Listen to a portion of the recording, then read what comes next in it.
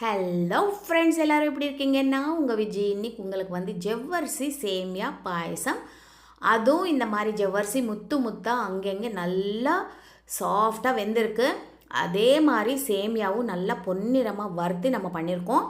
First time என் channel பார்க்குறீங்கன்னா கண்டிப்பாக subscribe பண்ணிக்கோங்க, லைக் பண்ணுங்கள், ஷேர் பண்ணுங்கள். உங்கள் சப்போர்ட் எனக்கு ரொம்ப ரொம்ப முக்கியம்.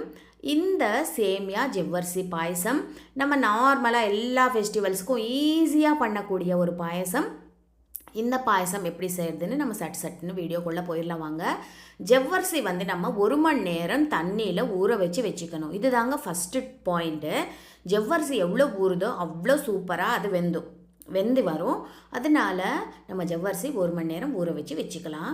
கடாய் சூடு பண்ணிக்கோங்க. ஒரு 2 ஸ்பூன் நெய் விட்டுட்டு இதில் முந்திரி திராட்சை எல்லாம் போட்டு வறுத்து நல்லா பொன்னிறமாக கலர் வந்ததுக்கப்புறம் இதெல்லாம் எடுத்து ஒரு கப்பில் எடுத்து வச்சுக்கோங்க.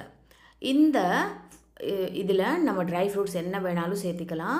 பாதாம், பிஸ்தா எல்லாமே சேர்த்துக்கலாம். இப்போ நம்ம இது நல்லா ஃப்ரை ஆகிடுச்சு. நம்ம ஒரு கப்பில் எடுத்து வச்சுக்கலாம். இப்போது அதே நெய்யில் 1 கப் சேமியா நல்லா கோல்டன் ப்ரௌன் கலர் வரணுங்க. இந்த மாதிரி பொன்னிறமாக வறுக்கணும். அப்புறமா நீங்கள் எடுத்து வச்சுக்கோங்க. நீங்கள் ஒரு வேளை ஆல்ரெடி ஃப்ரைடு சேமியா நம்மளுக்கு கிடைக்கும், அது நீங்கள் வாங்கினீங்கன்னா இந்த ஸ்டெப்பு நீங்கள் ஸ்கிப் பண்ணிடலாம். நான் வந்து நார்மல் சேமியா தான் எடுத்திருக்கேன். இந்த மாதிரி கோல்டன் ப்ரௌன் கலர் வரணுங்க. அப்போ தான் சேமியா பாயசம் சூப்பராக இருக்கும். நான் ஏற்கனவே சொன்ன மாதிரி நான் இந்த ஜவ்வரிசி வந்து 1 மணி நேரம் ஊற வச்சுருக்கேன். இந்த மாதிரி சாஃப்டாக ஆயிருக்கு. இப்போது இந்த நெய்யிலவே இந்த ஜவ்வரிசியும் போட்டு 1 நிமிஷம் நல்லா வறுத்துக்கோங்க. அப்போ தான் இந்த நெய் இந்த ஜவ்வரிசி ஃபுல்லாக கோட் ஆகும்.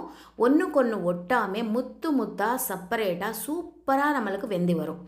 இப்போ பார்த்தீங்கன்னா ஒரு வாட்டி மிக்ஸ் பண்ணிவிட்டேன். இதில் 2 கப் தண்ணி ஊற்றிக்கோங்க. நம்ம ஜவ்வரிசியும் சேமியாவும் சேர்த்து 1 கப் எடுத்துருக்கோம். அதே கப்பில் 2 கப்பு நீங்கள் தண்ணி ஊற்றிட்டிங்கன்னா கரெக்டாக இருக்கும். நம்ம இந்த ஜவ்வரிசி நல்லா இந்த முத்தாக நல்லா மேலே வந்திருக்கு பாருங்கள். இந்த ஸ்டேஜில் நம்ம இதில் சேமியா சேர்க்கணும். சேமியா நம்ம ஃபஸ்ட்டே சேர்த்துட்டோன்னா சேமியா சீக்கிரம் வெந்துடும், ஜவ்வரிசி கொஞ்சம் லேட்டாக வெந்துடும். அதனால் நம்ம இந்த ஒரு ஸ்டேஜ் நம்ம ஒரு 5 நிமிஷம் கொதித்ததுக்கப்புறமா நம்ம சேமியா சேர்த்தோன்னா அதுதாங்க செகண்ட் டிப்பு. ஜவ்வரிசி ஊற வைக்கணும்.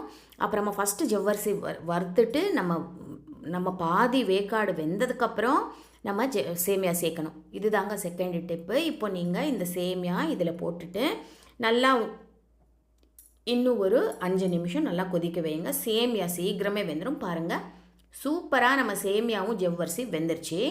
இப்போ நம்ம எந்த கப்பில் இது எடுத்துருக்கோமோ அதே கப்பில் ஒரு ஃபுல் கப்பு சர்க்கரை எடுத்துக்கோங்க. கரெக்டாக இருக்கும். இது ஸ்வீட்டு வந்து மிதமான ஸ்வீட் இருக்கும். நீங்கள் ரொம்ப ஸ்வீட் சாப்பிட்றவங்கன்னா ஒரு 1.25 கப்பு சர்க்கரை சேர்த்துக்கோங்க. மிக்ஸ் பண்ணிவிட்டு ஸ்டவ் ஆஃப் பண்ணிவிடுங்க. சர்க்கரை நல்லா கரைஞ்சா போதும், ஸ்டவ் ஆஃப் பண்ணிவிடுங்க. இதுதாங்க 3வது டிப்பு. சில பேருக்கு பால் ஊற்றின உடனே அதுக்கு திரிஞ்சிடும், அந்த மாதிரி ஆகிடும். நீங்கள் அது தவுக்காமே நம்ம ஆகாமல் இருக்கணும்னா ஸ்டவ் ஆஃப் பண்ணிவிடுங்க. சர்க்கரை நல்லா கரைஞ்சதுக்கப்புறம் ஸ்டவ் ஆஃப் பண்ணிவிட்டு ஏலக்காய் தூள் போட்டுட்டு அப்படி ஒரு 2 நிமிஷத்துக்கு அப்புறம் நம்ம ட்ரை ஃப்ரூட்ஸும் இதில் போட்டுட்டு இந்த 2 நிமிஷம் கொஞ்சம் இதை ஆறட்டும். ஆறுனதுக்கப்புறம் நீங்கள் 1 கப் பால் விட்டுக்கோங்க. நல்லா ஃபுல் க்ரீம் மில்க் எடுத்துக்கோங்க. நல்லா காசி ஆற வச்ச பால் பாருங்கள். இப்போ உங்களுக்கு தெரியுதா அந்த கன்சிஸ்டன்சி சூப்பராக இருக்குது. நீங்கள் இது ஒரு காலையில் செஞ்சு ஈவினிங் வரைக்கும் வச்சா கூட இதே கன்சிஸ்டன்சியில் இருக்கும். கண்டிப்பாக ட்ரை பண்ணி பாருங்கள், எப்படி வந்ததுன்னு சொல்லுங்கள்.